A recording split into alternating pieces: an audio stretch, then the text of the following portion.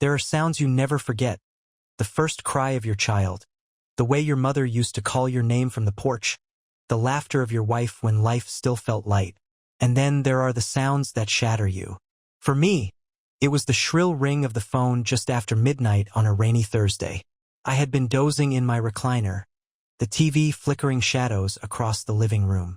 Rachel and our son, Daniel, were asleep upstairs. The phone jolted me awake. My first thought was wrong number. My second was that maybe my brother, Jason, had too much to drink again and needed a ride. He had a habit of that.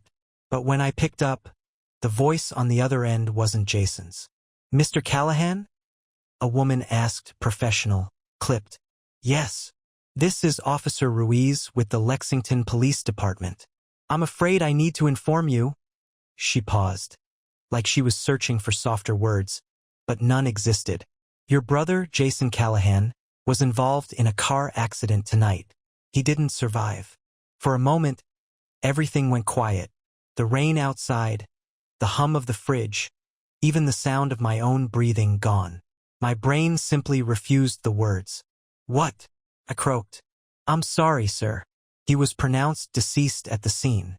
We'll need you to come to the station in the morning to answer some questions and identify." I dropped the phone, clattered against the hardwood. My knees buckled, and I sank to the floor. My chest heaved like I was drowning. Rachel came running, eyes wide, clutching her robe. "What happened? Who was it?" I tried to speak, but the words wouldn't come. Finally, I choked out, "Jason's dead." She froze, hands over her mouth, tears spilling instantly. Upstairs, Daniel stirred, his small footsteps padding across the floorboards. "Dad?" he called. Rachel rushed to keep him back. I sat on the floor, staring at the phone like it might ring again and tell me it was all a mistake. But it didn't. And that was the night everything I thought was steady in my world crumbled with one call. The days after the call blurred together. I don't remember sleeping. I don't remember eating. What I do remember is the silence. The kind that presses in from every corner, heavier than any sound. Jason wasn't just my younger brother. He was the kid I taught to throw a baseball, the teenager I bailed out when he dented Mom's car, the man I promised I'd always look after.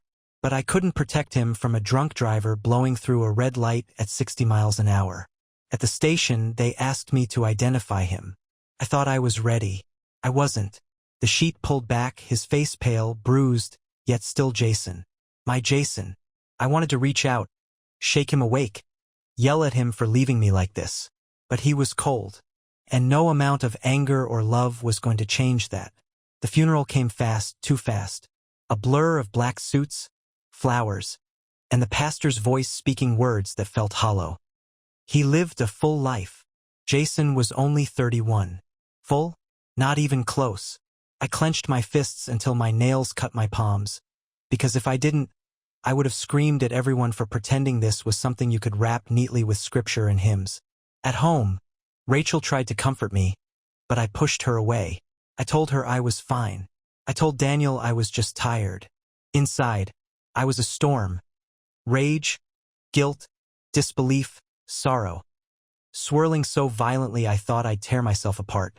Nights became unbearable. I lay awake replaying the moment over and over. What if Jason had called me instead of driving? What if I'd been there? What if? I drowned in questions that had no answers. One night, Daniel crept into my room. He climbed into bed beside me, clutching his stuffed bear. "I miss Uncle Jason," he whispered. My chest broke all over again. I held him tight, sobbing silently, terrified he'd see how broken his father really was. Grief turned to anger, and anger turned to self-destruction. I started drinking more than I should, telling myself it was just to take the edge off. One glass turned to three. Three turned to a bottle. Before long, the only time I felt quiet inside was when the room spun. Rachel begged me to stop. "You're disappearing," she said one night, tears streaking her face. "Daniel needs his father. I need my husband. Jason wouldn't want this." But guilt had its claws in me. I told myself she didn't understand, that nobody could. Pushed her away. Daniel withdrew too. He stopped asking me to play catch, stopped showing me his drawings. One day, his teacher called Rachel. "He's been distant," she said gently. "Quiet. I think he's grieving, but he doesn't know how to talk about it. And why would he? His father couldn't talk about it either." I was drowning in my own grief, blind to his. One night, Rachel packed a bag. She stood by the door, Daniel asleep upstairs. "I can't do this anymore," she said softly. "I can't watch you drink yourself to death. If you don't get help, I'm taking Daniel and leaving." Her words cut deeper than anything else had. Because losing Jason was unbearable, but losing Rachel and Daniel too? That would finish me. I looked at myself in the mirror that night. My eyes bloodshot, face unshaven. A man I barely recognized staring back. And I realized Jason's death had already claimed me too, unless I fought back. The next morning, I called a counselor. The hardest words I've ever said weren't about Jason's death. They were, "I need help," but saying them cracked something open. Therapy didn't erase the pain, but it gave it shape. I learned grief wasn't something you conquer. It's something you carry, like a scar that never fades. I learned to stop asking, "What if?" and start asking, "What now?" I quit drinking. It wasn't easy. Shakes, sweats, nights of wanting nothing more than to numb the pain. But every morning I woke up sober. I felt a little closer to the man Jason would have wanted me to be. Rachel stayed. She supported me even when trust was fragile. Daniel slowly came back to me, too. We played catch again, his laughter cutting through the fog like sunlight through clouds. I still dream about Jason.